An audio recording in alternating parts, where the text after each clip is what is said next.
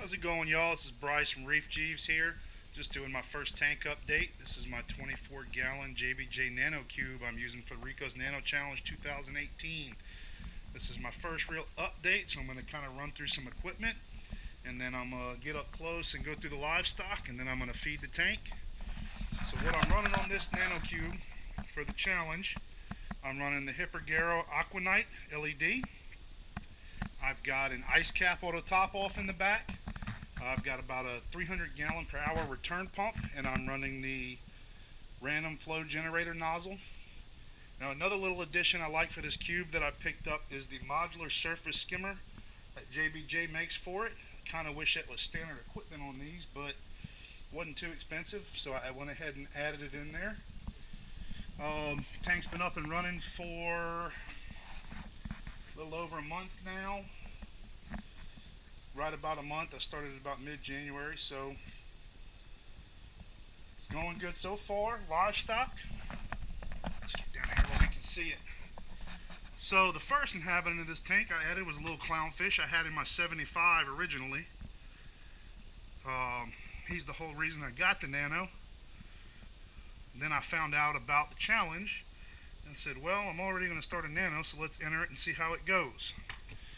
Now the other two fish I have in this tank, hiding in here somewhere, I have a court jester goby, and he's a little bitty fella. He's newer. I just added him about 4 days ago, and then about 2 days ago I added a Mucoscus flasher wrasse subadult male. Really pretty little guy. He's still kind of hiding here. So for coral,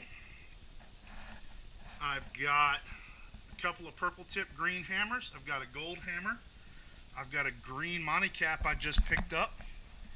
I've got a couple of neon green rhodactis mushrooms.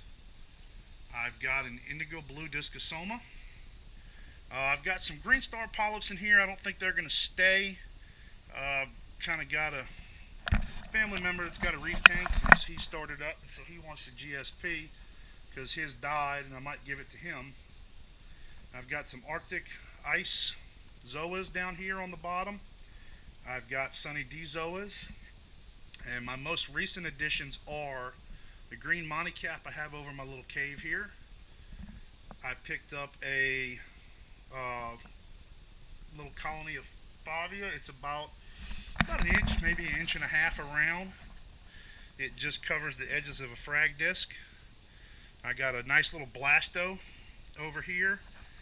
It's starting to split. It's not where I can get it apart yet, so it's two heads, but pretty soon I'll be able to split it.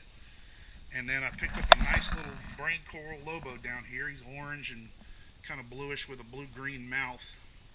So I like him. He's really cool. Got a little cleanup crew going on in here. I picked up some margarita snails to help with the diatoms, and they did a great job.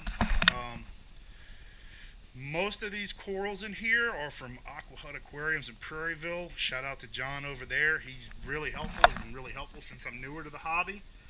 You know, helping me get everything and really picking out livestock options that are compatible. And so I just actually stopped there after work and picked up some food. So we're going to go ahead and feed the tank here with Reef Nutrition Oyster Feast and some Reef Nutrition Tigger Feast. I was feeding pellets, and the clown eats the pellets, but the other two will not come out and eat it. I know they're still newer, but kind of looking for something long term that can support them.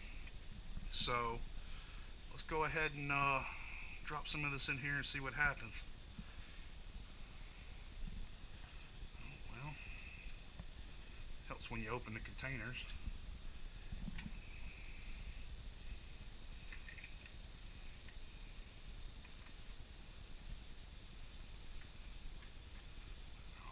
So we drop a little bit of the oyster feast in here.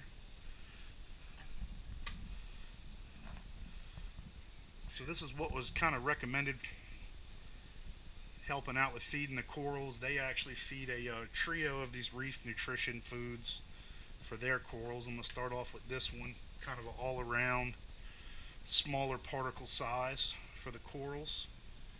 And the Tigger pods, or Tigger feast, it's copepods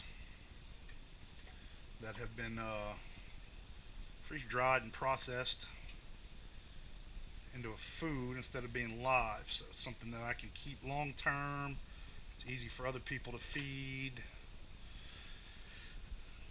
So we'll see how this works.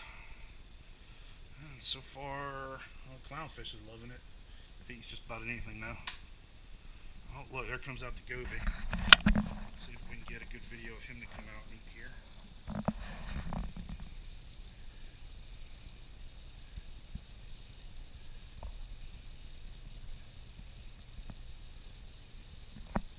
Yeah, he slipped out the back there. Let's see if he'll come out and around. But so yeah, I've got this little tank going. I think that's going to do it on fish. Oh, I do have a coral banded shrimp I put in here. So we're going to have to keep an eye on him, but he's still really small. He's only about maybe half an inch long total. So he's itty bitty. He stays hidden. I think that's going to be it for livestock. I don't think I'm going to add any more fish. Might, may not. We'll see. I'm definitely going to be adding some more corals. We have Fragnap, however you want to say it, is our local kind of smaller trade show next month, so I'm going to try to pick up some things there.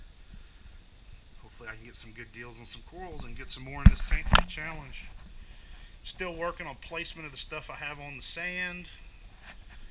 Any suggestions, I'm open. Like I said, I'm newer to this, so I'm down to any suggestions. I'm always willing to learn and take advice. Alright, thanks y'all. Y'all have a good afternoon.